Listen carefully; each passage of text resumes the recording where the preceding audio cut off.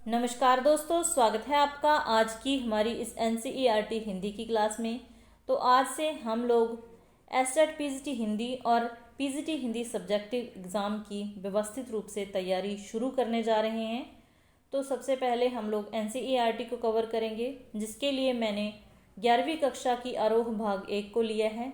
गद्य भाग को तो काफ़ी बार पढ़ लिया है। आज से हम लोग काव्य खंड को शुरू करेंगे, क्योंकि सब्जेक्टिव एग्ज़ाम में व्याख्या भी पूछी जा सकती है, कवि परिचय, लेखक परिचय भी।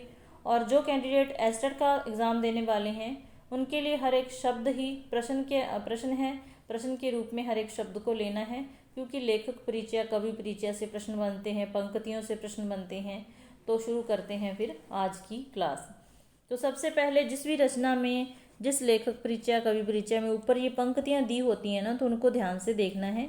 तो ये कबीर जी ने कहा है कि मैं कहता हूँ आँखिन देखी, तू कहता कागज की लेखी। हजारी प्रसाद द्विवेदी जी ने इनको वाणी का डिक्टेटर कहा है। लगभग हिंदी के हर एग्जाम में ये प्रश्न पूछा जाता है। तो सबसे पहले कबीर जी के जीवन के बारे में जानते हैं। इनका जन्म हुआ था 1398 में, ठीक है, 1398 में हुआ, वाराणसी के पास लहर तारा, उत्तर प्रदेश में, ठीक है। प्रमुख रचनाएं हैं बीजक। बीजक में क्या कुछ है? साखी है, शबद है और मैनी है। ये भी प्रश्न पूछा जाता है कि बीजक में क्या नहीं है, क्या है? साखी है, शबद है और रमैनी है। एस्टेट वाले कैंडिडेट ध्यान दें, ठीक है। इनकी मृत्यु हुई थी 1518 में, बस्ती के निकट मगहर में, ठीक है। मृत्यु हुई 1518 में। कबीर भक्ति काल की निर्गुण धारा, ज्ञानाश्री शाखा भी कह सकते हैं, के प्रतिनिधि कवि हैं। वे अपनी बात को साफ एवं दो टूक शब्दों में प्रभावी ढंग से कह देने के हिमायती थे। बन पड़े तो सीधे सीधे, नहीं तो दरेरा देकर। इसीलिए कबीर को हजारी प्रसाद द्विवेदी जी ने वाणी का डिक्टेटर कहा है, ठीक है। कबीर के जीवन के बारे में अनेक किंवदंतियां प्रचलित हैं। मतलब उनके जीवन के बारे में लोगों की अलग अलग बातें हैं, अलग अलग बातें कर रहे हैं लोग, कहते हैं। कोई मतलब जन्म को लेके भी, उनके पालन पोषण को लेके भी, तो अनेक सारी किंवदंतियां हैं उनके जीवन के बारे में। उन्होंने अपनी विभिन्न कविताओं में खुद को काशी का जुलाहा कहा है। तो कहाँ का जुलाहा बताते हैं खुद को? काशी का, ठीक है। कबीर के विधिवत साक्षर होने का कोई प्रमाण नहीं मिलता। मसी कागज छुओ नहीं, कलम गहे नहीं हाथ, जैसे कबीर की पंक्तियां भी यह प्रमाण देती हैं कि मतलब वो शिक्षित नहीं थे। उन्होंने शिक्षा अर्जित कैसे की थी, कैसे ज्ञान का अर्जन किया था? देशाटन और सत्संग के द्वारा। किताबी ज्ञान के स्थान पर आंखों देखे सत्य और अनुभव को उन्होंने प्रमुखता दी है। उनकी रचनाओं में नाथों, सिद्धों और सूफी संतों की बातों का प्रभाव है। तो प्रश्न बनेगा कि कबीर जी पर किसका प्रभाव नहीं था या किसका प्रभाव था? तो नाथों का, सिद्धों का और सूफी संतों की बातों का प्रभाव उन पर था। वे कर्म कांडों और वेद विचार के विरोधी थे तथा जाति भेद, वर्ण वेद और संप्रदाय वेद के स्थान पर प्रेम, सद्भाव और समानता का समर्थन करते थे, ठीक है। यहाँ प्रस्तुत पहले पद में कबीर ने परमात्मा को सृष्टि के कण कण में देखा है। तो पहले पद में कबीर ने ईश्वर की सर्वव्यापकता की बात की है। और दूसरे पद में, यहाँ जो दो पद दिए हुए हैं, उन्होंने धर्म के नाम पर होने वाले आडंबरों का विरोध किया है, ठीक है। कण कण में देखा है, ज्योति रूप में स्वीकार किया है तथा उनकी व्याप्ति चराचर संसार में दिखाई है। इसी व्याप्ति और अद्वैत सत्ता के रूप में देखते हुए विभिन्न उदाहरणों के द्वारा रचनात्मक अभिव्यक्ति दी है। दूसरे पद में वही आडंबरों की बात की है। साथ ही यह भी बताया है कि अधिकांश लोग जो होते हैं अपने भीतर की ताकत को न पहचानते हुए, ठीक है, अनजाने में ही अवास्तविक संसार से रिश्ता बना बैठते हैं और वास्तविक संसार से बेखबर रहते हैं। दोनों पद जयदेव सिंह और वासुदेव सिंह द्वारा संकलित संपादित कबीर वाड़म्य खंड 2 से लिए गए हैं। तो ये हो गया कबीर के जीवन के बारे में। इसी NCERT को आपने फॉलो करना है। जितनी भी बातें इसमें आई हैं सभी को ध्यान में रखना है।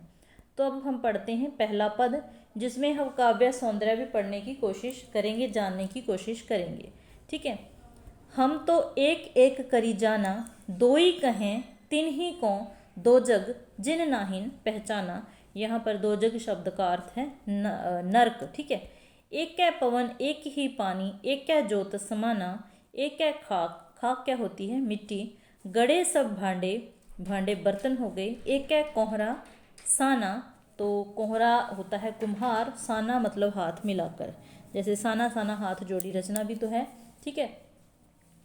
जैसे बाड़ी काष्ठ ही काटे, अग्नि न काटे कोई, सब घट अंतर तू ही व्यापक, धरै स्वरूप सोई, माया देख के जगत लुभाना, काहे रे नर गरवाना, निर्भय भया कछु नहीं व्यापै, कहे कबीर दीवाना। ठीक है, तो इस पद की आपको व्याख्या करनी है।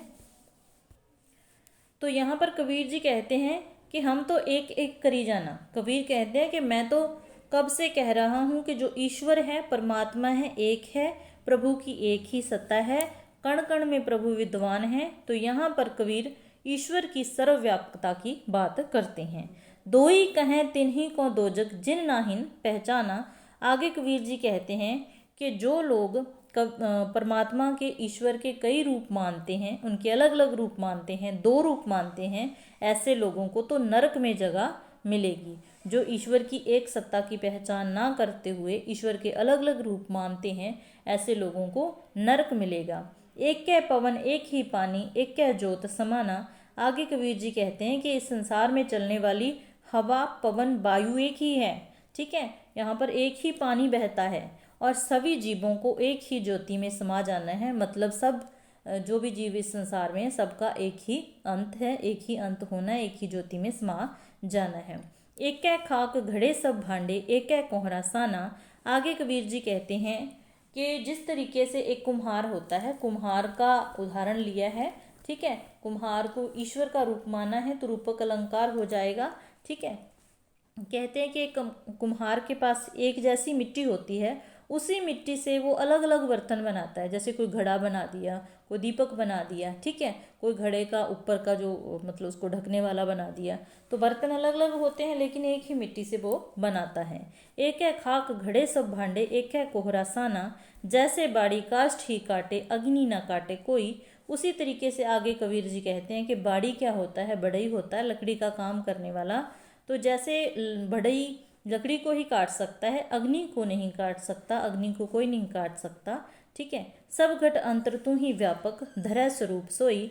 तो आगे कबीर जी ईश्वर की सर्वव्यापकता की बात करते हुए कहते हैं कि हर जगह कण कण में एक ही ईश्वर विद्यमान है, हर रूप में एक ही ईश्वर है और अलग अलग जो रूप धर रखे हैं वो एक ही परमात्मा के रूप हैं। ऐसा नहीं है कि प्रभु परमात्मा अलग अलग हैं, सभी जो रूप हैं एक ही प्रभु के हैं।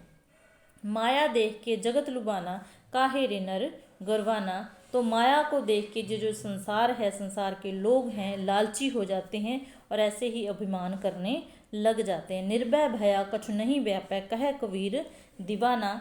तो आगे कबीर अपने बारे में कहते हैं कि जिस प्रकार से किसी दीवाने को किसी तरीके का कोई डर नहीं होता, निडर होता है, उसी तरीके से मैं भी एक दीवाने की तरह निडर हूँ और निडर होकर प्रभु की एक ही सत्ता, एक ही रूप का मतलब मानता हूँ। मुझे किसी का कोई डर नहीं है, मैं एक ही सत्ता को स्वीकार करता हूँ, प्रभु की सर्वव्यापकता को स्वीकार करता हूँ। ठीक है, तो यहाँ पर देखना है ध्यान से। ठीक है, सबसे पहले तो अनुप्रास अलंकार इसमें आ जाएगा वर्ण की आवृत्ति के कारण। ठीक है, और एक ही शब्द दो बार आ गया तो इसका मतलब पुनरुक्ति प्रकाश आ गया। रूपक अलंकार का भी प्रयोग हुआ है। यहाँ पर भक्ति की बात आ जाए, ईश्वर की भक्ति की, तो वहाँ पर शांत रस हो जाता है।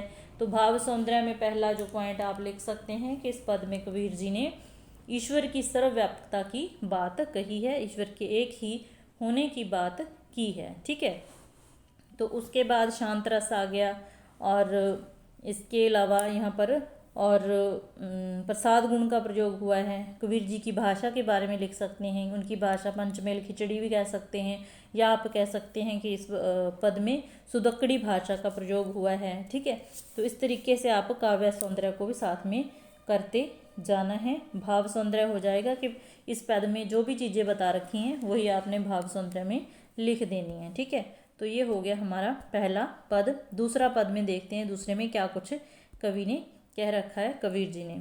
संतो देखत जग बोराना। संतो, तो कबीर जी कहते हैं, पहले हम पूरे इस पद को पढ़ते हैं। संतो देखत जग बुराना, सांच कहो तो मारन धावै, झूठे जग पतियाना, पतियाना विश्वास करना, नेमी देखा धर्मी देखा, प्रातः करे स्नाना, आत्म मारी पखान ही पूजे, उनमें कुछु नहीं ज्ञाना, बहुतक देखा पीर औलिया, पढ़े कितेब कुराना, कै मुरीद तद वीर बतावै, उनमें ओह जो ज्ञाना, आसन मार डिम्ब धरि बैठे, मन में बहुत गुमाना, पीपर पाथर पूजन लागे, तीर्थ गर्भ भुलाना, टोपी पहरे माला पहरे, शाप तिलक अनुमाना, साखी शब्द ही गावत भूले, आत्म खबरी न जाना, हिंदू कहे मोहि राम प्यारा, तुर्क कहे रहमाना, आपस में दो लर मुए, मर्म न काहू जाना, घर घर मंत्र देत फिरत हैं महिमा के अभिमाना, गुरु के सहित शिष्य सिख्या सब बूढ़े, अंत काल पछताना, कह कबीर सुनो ओ संतो, ई सब भरम भुलाना, केतिक कहूँ कहाँ नहीं माने, सहज सहज समाना। तो ये पद थोड़ा लंबा है। तो सबसे पहले कबीर जी कहते हैं कि संतो देखत जग बुराना, सज्जनों देखो ये जो संसार है ये पागल हो गया है, बुराना मतलब पगला गया है, ठीक है। सांच कहो तो मारन धावे, झूठे जग पतियाना। तो आगे कबीर जी कहते हैं कि सच्ची बात को ये मानता नहीं है, सच्ची बात कहें तो मारन को दौड़ता है, मतलब सच्ची बात कहते हैं ना, सच कड़वा होता है, सच्ची बात ये मानता नहीं है, सच कहते हैं तो मारने को दौड़ता है, ये संसार पगला गया है। झूठे जग पतियाना, लेकिन अगर हम झूठी बात कहते हैं तो ये विश्वास करता है, झूठी बातों पर ये संसार विश्वास करता है।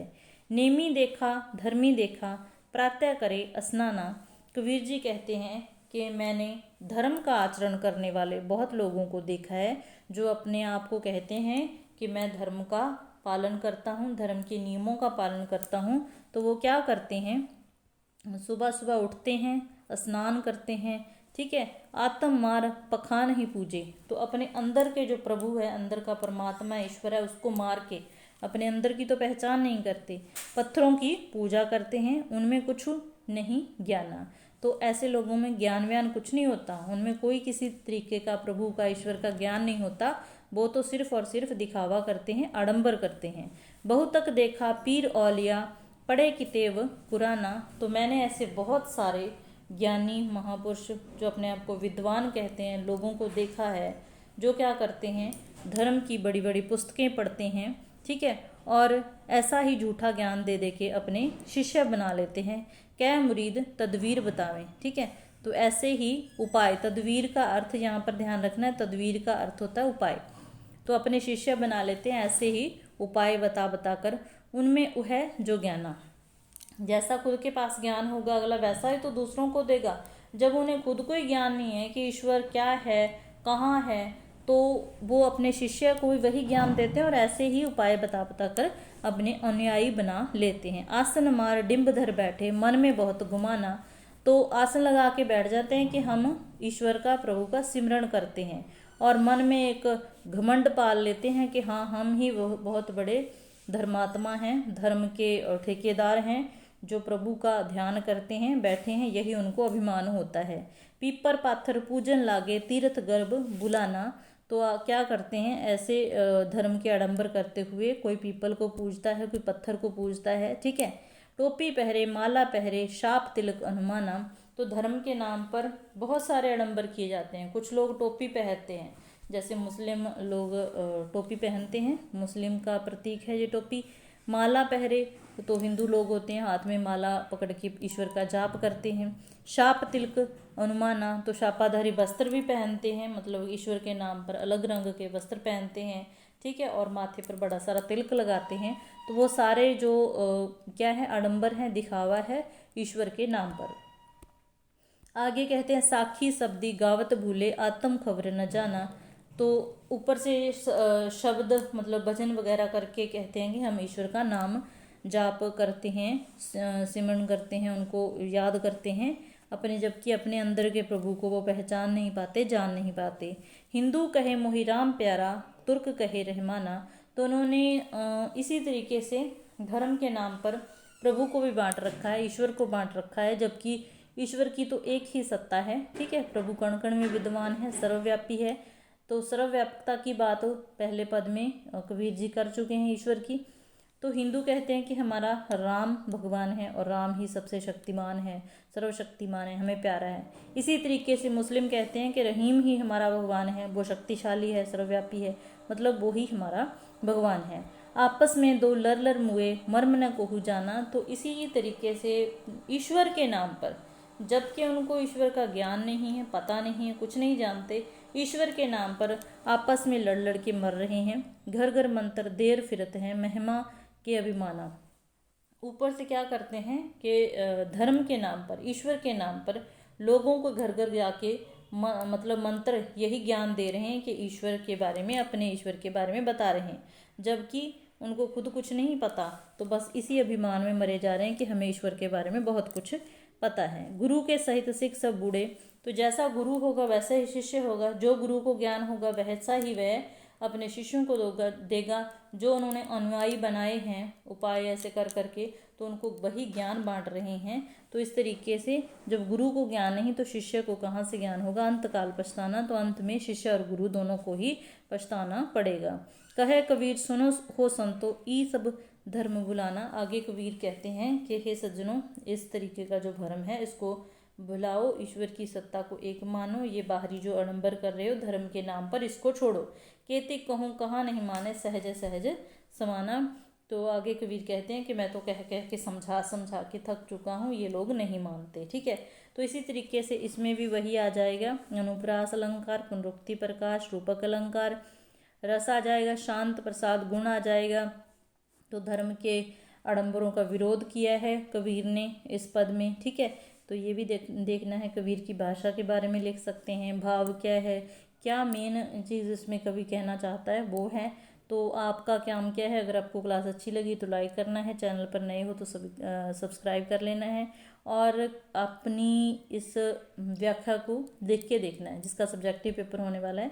व्याख्या को लिख के देखना है, प्रसंग लिख के अच्छे तरीके से व्याख्या वगैरह लिख कर देखनी है। और एसटेट वाले बच्चों ने तो हर एक चीज़ को ध्यान में रखना है।